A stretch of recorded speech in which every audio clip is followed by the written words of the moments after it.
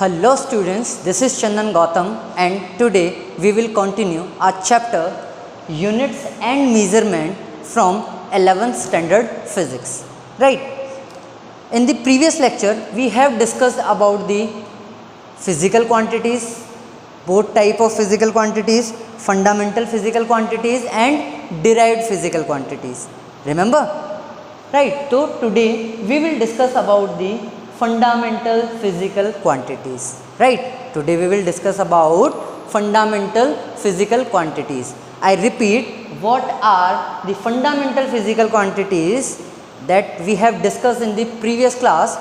Fundamental physical quantities are those quantities, fundamental physical quantities are those physical quantities which does not depends on the other physical quantities. I repeat, which does not depends on the other physical quantities.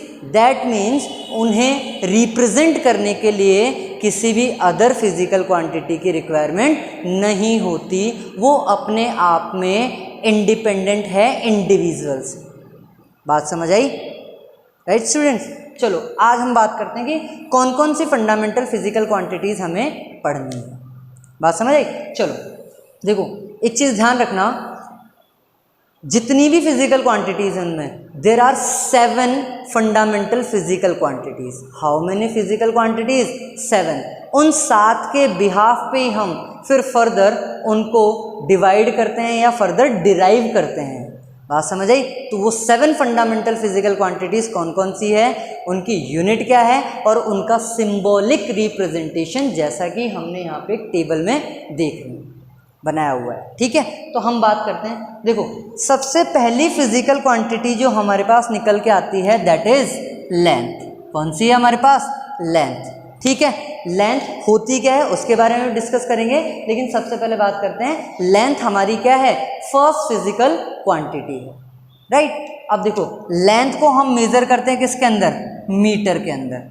अब थोड़ा सा यहाँ पे ध्यान जिस चीज़ का देना है वो क्या है हमारे पास, मीटर की स्पेलिंग में हम कई बार मिस्टेक कर जाते हैं। ठीक है, वैसे तो साइंस में स्पेलिंग मिस्टेक्स के नंबर नहीं डिडक्ट होते हैं, लेकिन हमें अपनी एक्यूरेसी के ऊपर ज़्यादा से ज़्यादा ध्यान देना है। एक मीटर होता है हमारे पास में METRE वाला और दूसरा होता है हमारे पास में METER। ठीक है, तो ये वाला मीटर नहीं लेना है। ठीक है, मीटर कौन सा है? जो लेंथ वाला मीटर यूज़ करते हैं हम METRE, और उसका सिंबॉलिक रिप्रेजेंटेशन क्या होता है? स्मॉल है। ठीक है, अब सिंबॉलिक रिप्रेजेंटेशन किस तरीके से दिया जाता है वो हम आगे बात करेंगे, जहाँ पे हम बात करेंगे SI यूनिट सिस्टम की। लेकिन अभी सिर्फ यहाँ ध्यान रखना है कि हम उसे किससे डिनोट करते हैं? स्मॉल m से डिनोट करते हैं। Right students? ओके।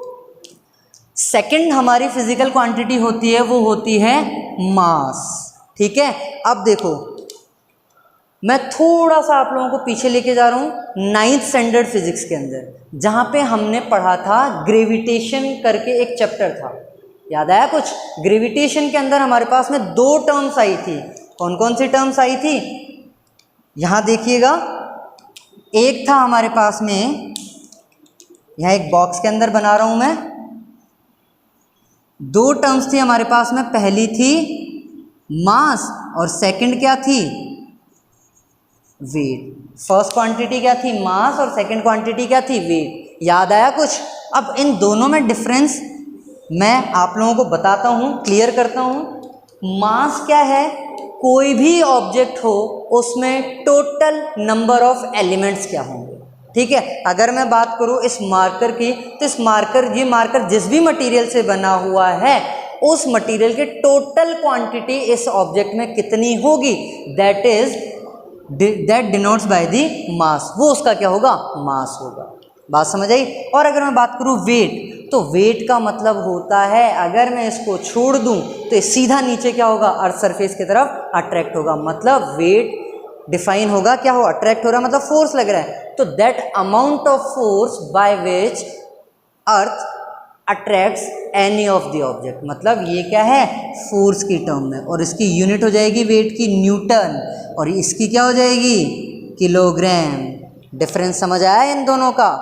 ठीक है, अब बात करते हैं हम किसकी, इसको यहाँ से हटाते हैं और अब हम चलते हैं हमारी third physical quantity that is time. ठीक है, टाइम को मैंने पहले भी बताया था, टाइम को हम किस में मेज़र करते हैं, सेकंड के अंदर।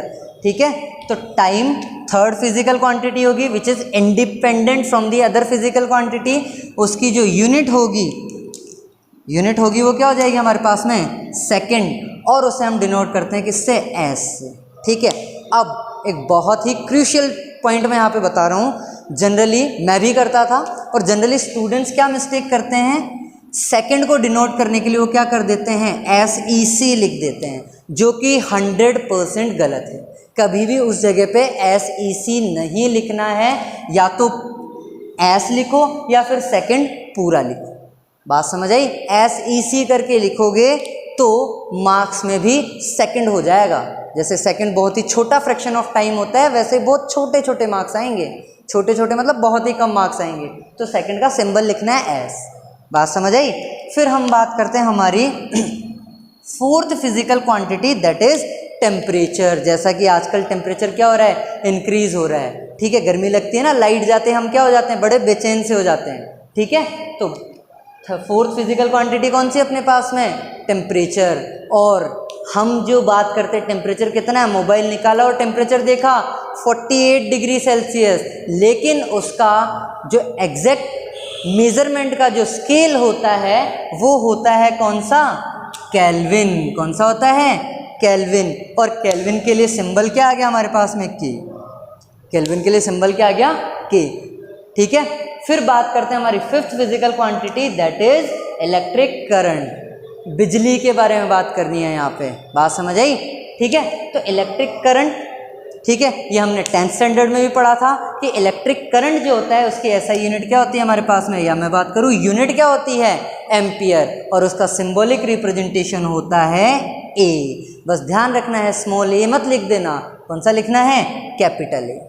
ठीक है, फिर हम बात करते हैं किसकी, ल्यूमिनस इंटेंसिटी। अब सर यहाँ तक तो सारी चीज़ें हमारी नॉन थी, लेकिन ये ल्यूमिनस इंटेंसिटी क्या होती है, अगर थोड़ा सा मैं एक जो अभी जिस बोर्ड एग्जाम का आप लोगों ने पेपर दिया है उसी क्लास में अगर मैं आप लोगों को थोड़ा सा फ्लैशबैक में लेके जाऊं, राउडी राठौड़ देखिए ना, यूं करते ही फ्लैशबैक में चला जाता है, तो थोड़ा सा यूं करो और फ्लैशबैक के अंदर जाओ। जहाँ पे अपन ने लाइट वाला चैप्टर पढ़ा था 10th स्टैंडर्ड के अंदर, उसके अंदर पढ़े थे ल्यूमिनस सोर्स और नॉन ल्यूमिनस सोर्स। याद आया, ल्यूमिनस सोर्सेज कौन से सोर्सेज थे, जिनकी खुद की लाइट होती थी, जो खुद से अपनी लाइट के थ्रू क्या करते थे, शाइन करते थे, जैसे सन, जैसे कि इलेक्ट्रिक बल्ब। ठीक है, और नॉन ल्यूमिनस सोर्स कौन से होते थे, जो शाइन तो कर सकते हैं लेकिन उनकी खुद की लाइट नहीं होती थी, that means they does not contain their own light. For an example moon, ठीक है ना, चंदा मामा।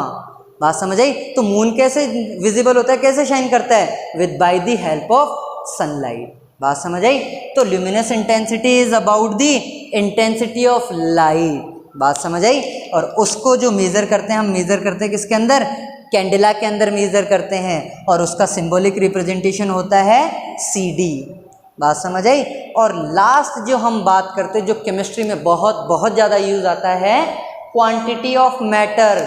पढ़ा था 9th स्टैंडर्ड के अंदर, मोलर मास पढ़ा था ना। तो क्वांटिटी ऑफ मैटर हमेशा मेज़र होती है किसके अंदर, मोल्स के अंदर, और उसका सिंबॉलिक रिप्रेजेंटेशन होता है MOL, मोल। मतलब इसमें से E हटा दो तो हमारे पास सिंबल बन जाएगा। बात समझ आई। तो ये बेसिकली हमारे पास में 7 फंडामेंटल फिजिकल क्वांटिटीज़ थी, जिनमें आज हम 1, 2, 3 एंड 4, सिर्फ हम आज इस लेक्चर में 4 फिजिकल क्वांटिटीज़ के बारे में डिस्कस करेंगे। वो इसलिए करेंगे क्योंकि यहाँ पे बड़े भारी भरकम सी नंबर्स आएंगे जिन्हें हमें याद करना है। ठीक है, तो एक साथ अगर उसके पीछे पढ़ोगे तो वो पॉसिबल नहीं होगा। तो मेरी सब लोगों से एक एडवाइस भी है कि सारी फंडामेंटल फिजिकल क्वांटिटीज़ लर्न तो होनी है, लर्न तो करना ही करना है, क्योंकि डायरेक्ट क्वेश्चन पूछा जाता है इसके ऊपर कि define this, define length, define, या मैं बोलूँ डिफाइन मीटर, डिफाइन किलोग्राम, या any of the physical quantity. तो लर्न सारी होनी चाहिए, लेकिन उनको डिवाइड करते हुए पढ़ना है। ठीक है, अब देखो यहाँ पे इस पूरी टेबल के अंदर हमने एक चीज़ नोटिस करी कि जो भी था जो भी हमने सिंबल रखा वो क्या रखा, हर फिजिकल क्वांटिटी के फर्स्ट लेटर से रखा है। क्या रखा है, फर्स्ट लेटर से जनरली। बस कैंडला और मोल को छोड़ दो, बाकी सारे क्या हैं, मतलब स्टार्ट तो उसी से किया अपन ने। तो यहाँ ध्यान रखना, भूल भी जाओ तो फर्स्ट लेटर जैसे माइंड के अंदर आएगा उसका सिंबल भी उसी से दिया जाएगा। बात समझ आई यहाँ तक? चलो अब हम स्विच करते हैं कि सर अगर मीटर है तो मीटर एक्चुअल में आया कहाँ से, या मीटर को अगर मैं बात करूँ मीटर का मतलब क्या है। ठीक है, आजकल की दुनिया बड़ी मतलबी है ना, तो हर चीज़ का मतलब ढूंढो।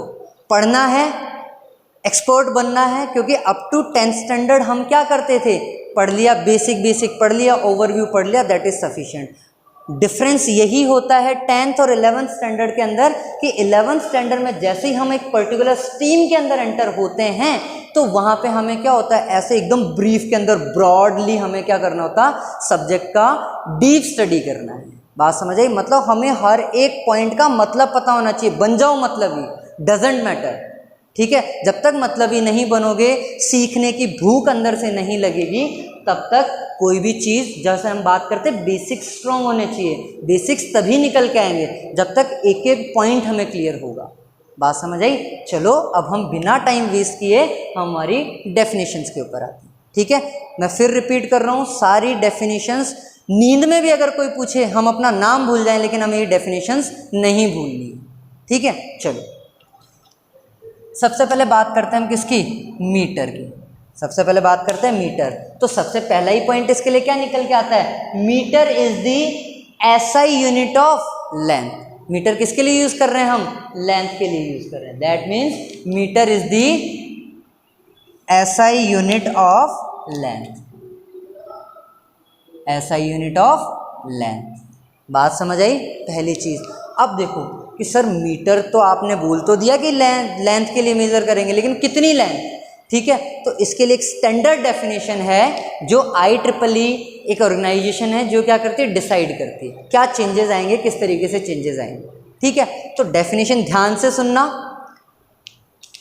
1 मीटर इज द डिस्टेंस और we can say path travelled by light in vacuum in the time duration of 1/299,792,458 part of a second. मतलब एक सेकंड के इतने फ्रैक्शन कितना, 1/299,792,458 पार्ट ऑफ अ सेकेंड, इतने टाइम के अंदर लाइट वैक्यूम में कितना पाथ ट्रेवल करेगी, उस टोटल पाथ की जो डिस्टेंस होगी उसी को हम किसके इक्वल रख देंगे, 1 मीटर के इक्वल रख देंगे।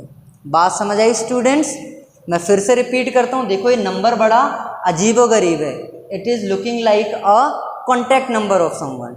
ठीक है, तो कोई बात नहीं, इसे मेरा ही कॉन्टैक्ट नंबर समझ के याद कर लेना या फिर घर वालों का समझ लेना। लेकिन कहने का मीनिंग क्या है यहाँ पे, ये नंबर हमें याद होना चाहिए। तो again I repeat, 1 metre is the total path travelled by light in vacuum इन 1/299,792,458 पार्ट ऑफ अ सेकेंड।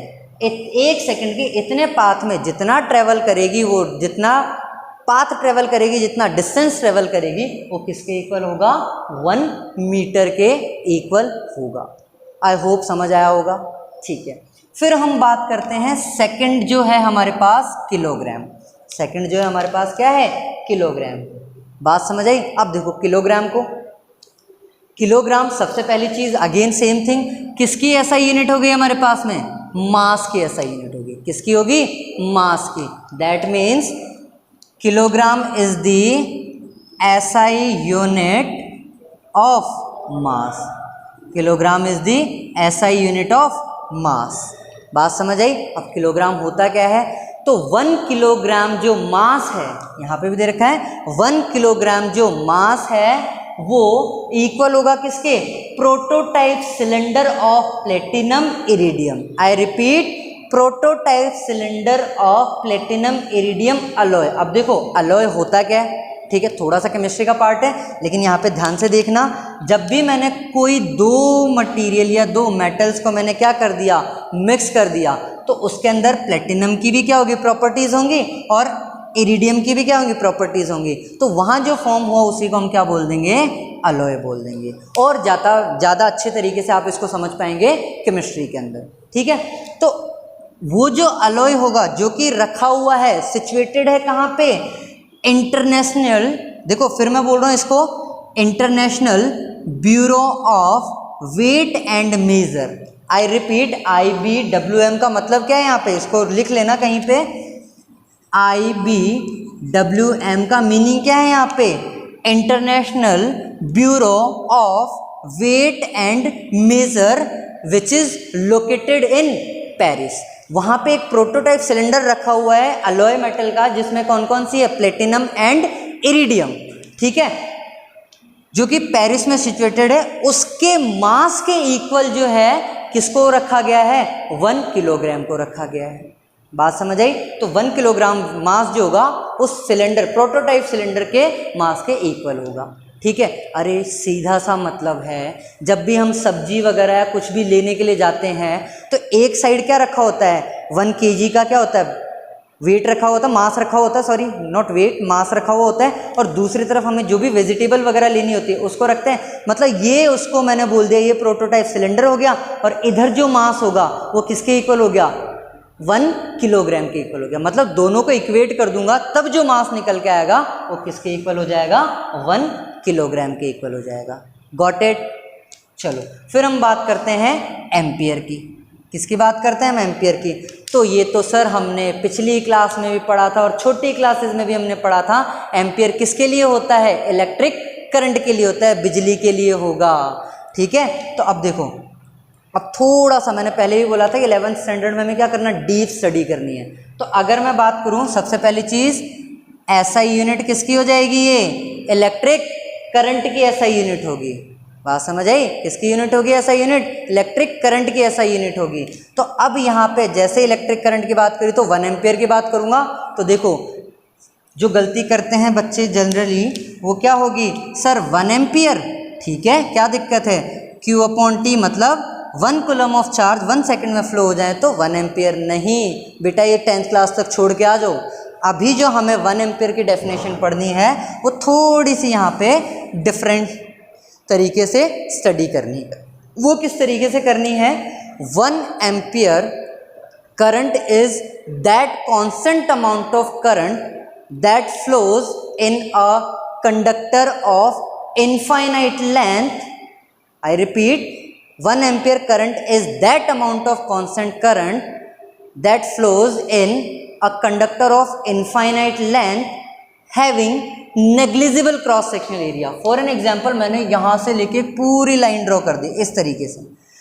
इस लेंथ के कंपेरेटिवली ये जो क्रॉस सेक्शनल एरिया होगा, या मैं बात करूँ ये वाला जो क्रॉस सेक्शनल एरिया होगा, ये क्या होगा, नेग्लिजिबल होगा। इनफाइनाइट लेंथ हो गई, एक वायर है, कॉपर का वायर जो हमारे घर में यूज़ करते हैं, इनफाइनाइट लेंथ का मान लिया, और उसका अगर क्रॉस सेक्शनल एरिया देखो तो उस लेंथ क्या कंपेरेटिवली क्या कर सकता हूँ, अवॉइड कर सकता हूँ, नेग्लेक्ट कर सकता हूँ। मतलब वो कॉन्स्टेंट अमाउंट ऑफ करंट जो किसी भी इनफाइनाइट लॉन्ग वायर जिसका क्रॉस सेक्शन एरिया क्या हो, नेग्लिजिबल हो, और वो जो वायर्स हैं वो एक दूसरे से कितने डिस्टेंस पे हो, 1 मीटर की क्या हो, डिस्टेंस पे हो, तब अगर उनके बीच में फोर्स की वैल्यू कितनी हो जाए, 2 × 10⁻⁷ न्यूटन हो जाए, तब वो जो करंट होगा उसकी वैल्यू किसके इक्वल होगी, 1 एम्पियर के इक्वल होगी। मतलब यहाँ पे पॉइंट्स क्या याद रखने हैं, इनफाइनाइट लॉन्ग कंडक्टिंग वायर जिनकी लेंथ के कंपेरेटिवली क्रॉस सेक्शन एरिया को क्या कर दिया मैंने, नेग्लेक्ट कर दिया, ठीक है, दोनों के बीच की डिस्टेंस 1 मीटर कर दी, ठीक है, तब उनके बीच में फोर्स कितना प्रोड्यूस होना चाहिए, 2 × 10⁻⁷ न्यूटन का फोर्स अगर प्रोड्यूस हो जाता है तो वहाँ पे वो जो करंट की वैल्यू होगी, इलेक्ट्रिक करंट की वैल्यू होगी, उसे हम किसके इक्वल रख देंगे, 1 एम्पियर के इक्वल रख देंगे। यहाँ तक आई होप सबको समझ आया होगा, ठीक है। फिर हम बात करते हैं सेकंड का, टाइम को यहाँ थोड़ा सा हम स्किप करते हैं, उसके अलावा हम बात करते हैं किसकी, टेम्परेचर की। टाइम, ल्यूमिनस इंटेंसिटी और मैटर ऑफ जो क्वांटिटी ऑफ मैटर है वो हम डिस्कस करेंगे नेक्स्ट लेक्चर के अंदर। लेकिन अब बात करते हैं हम किसकी, टेम्परेचर की। तो अगेन सेम चीज़, टेम्परेचर के लिए SI यूनिट हो जाएगी क्या, केल्विन, मतलब kelvin is the SI unit of temperature, right. अब केल्विन है क्या, तो 1 केल्विन जो होगा, 1 केल्विन जो होगा वो फ्रैक्शन ऑफ थर्मोडायनेमिक टेम्परेचर होगा। क्या होगा, फ्रैक्शन ऑफ थर्मोडायनेमिक टेम्परेचर, मतलब थर्मोडायनेमिक टेम्परेचर का कितना फ्रैक्शन होगा, 1/273.16। आई रिपीट, थर्मोडायनेमिक टेम्परेचर का फ्रैक्शन, और फ्रैक्शन कितना, 1/273.16 of triple point of water. अभी बात करेंगे ट्रिपल पॉइंट होता क्या है वाटर का, तो हमें सिर्फ ध्यान क्या रखना है, थर्मोडायनेमिक टेम्परेचर के इतने फ्रैक्शन पे, ठीक है। ट्रिपल पॉइंट वाटर का जो टेम्परेचर होगा उसी को हम क्या बोल देंगे, 1 केल्विन के इक्वल रख देंगे, या बोल देंगे कि ये 1 केल्विन होगा। यहाँ तक बात समझ आई। अब हम बात करते हैं कि सर आपने बोला एक टर्म यूज़ किया, ट्रिपल पॉइंट ऑफ वाटर। अब ट्रिपल पॉइंट होता क्या है, देखो मैं फिर बोल रहा हूँ, हर एक टर्म का मतलब पता होना चाहिए, बात समझ आई। तो triple point of water, water का वो टेम्परेचर है जहाँ पे वाटर की तीनों स्टेट्स क्या कर सके, एक साथ एग्जिस्ट कर सके, को एग्जिस्ट कर सके। अब तीनों स्टेट कौन कौन सी हो गई, ice solid state, water liquid state, and third is water vapour मतलब गैसियस स्टेट। मतलब तीनों जो स्टेट हैं वाटर की वो एक पॉइंट ऑफ टेम्परेचर के ऊपर जहाँ पे एग्जिस्ट कर सके उसी को हम क्या बोल देंगे, ट्रिपल पॉइंट ऑफ वाटर। बात समझ आई। आई होप ये डेफिनेशन समझ आई होंगी, ठीक है। अगर नहीं आती हैं तो you can text me any time, you can call me any time 24/7। I will answer you as soon as possible on my contact number 9588832470. I repeat 9588832470. Right student, anytime you can call me or you can text me, right? This is also available on WhatsApp. And one more request to all of you, all of student, जैसे ही आप ये लोग पढ़ रहे हैं, ठीक है, जय हो मूवी देखी आप लोगों ने, तो उसमें क्या था, एक चेन थी, थैंक यू की जगह 3 लोगों को क्या करना था, बताना था। तो अपने 3 दोस्तों को सेम ही जो है लेक्चर आप शेयर कीजिए, ठीक है, सो दैट अपने साथ साथ उनको भी थोड़ा इस क्रूशियल सिचुएशन के अंदर उनको भी थोड़ा स्टडी में हेल्प हो सके। तब तक के लिए थैंक यू क्लास।